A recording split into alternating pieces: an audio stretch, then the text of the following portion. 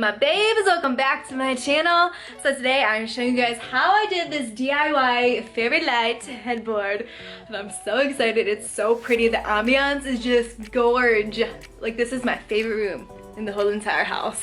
So I'm going to show you actually two ways on how to hang this up, because in the demo, as you will see here in a minute, I originally hung this up with a curtain rod, but my kitten decided to climb up it so many times that it loosened up the screws and the whole thing just came tumbling down on me one morning. So I had to redo it. And since then I have changed out some of my pillows and my comforter as well. Thanks to my best friend Andrea for helping me with this video. She was a huge help. I wouldn't have been able to do this without her. So very thankful to you. I love you, girl. Cocoa beans. Did you climb up the curtain so many times that you knocked it down? Right onto Mama's head, didn't ya? That's okay. But you are just the cutest little kitten that Mama didn't even care. And here's my other sleepy kitty. Oh, I have such cute girls. Such cute girls. Okay, so here's the curtain lights that I purchased from Amazon. I'll link it down below because it's a really weird name and you're not ever gonna be able just to put that in and find it. So I'll link it down below. There is a warm white and a white. Make sure you get white if you want the ones that I have. And these are really affordable. They're $18.99 and it's 10 feet long, I believe.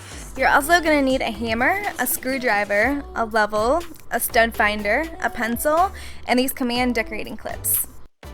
You're also going to need sheer white curtains and a curtain rod. I will have both of these listed down below. They're from Amazon and super affordable.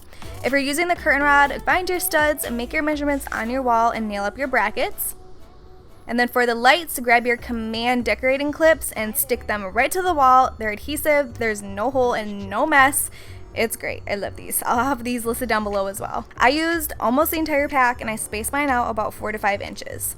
And then you can grab your curtain lights, and I kind of draped mine down a bit so that each light strand would be closer on my wall.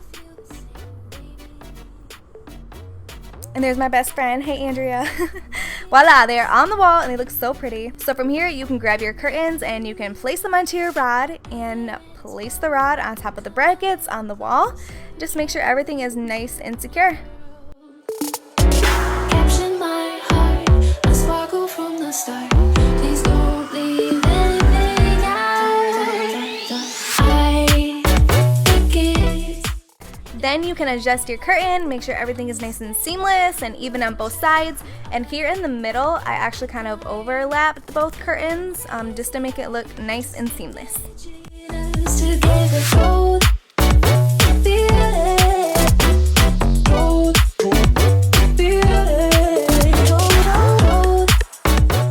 Option 2, you can grab these little tiny nails and you can actually nail your curtain into the wall. I made sure to leave a little bit of a gap so that it gave the curtains a nice flowy and ruffly effect, and it makes it look so pretty, just the same as it does on a curtain.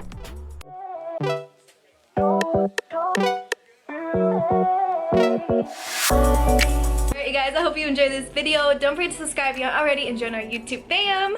And don't forget to hit that notification button because YouTube is doing some weird things lately and it's unsubscribing people and it's not cool. So make sure you hit subscribe and make sure you hit that notification bell. And also all of my socials and everything are down below in the description box if you would like to follow me.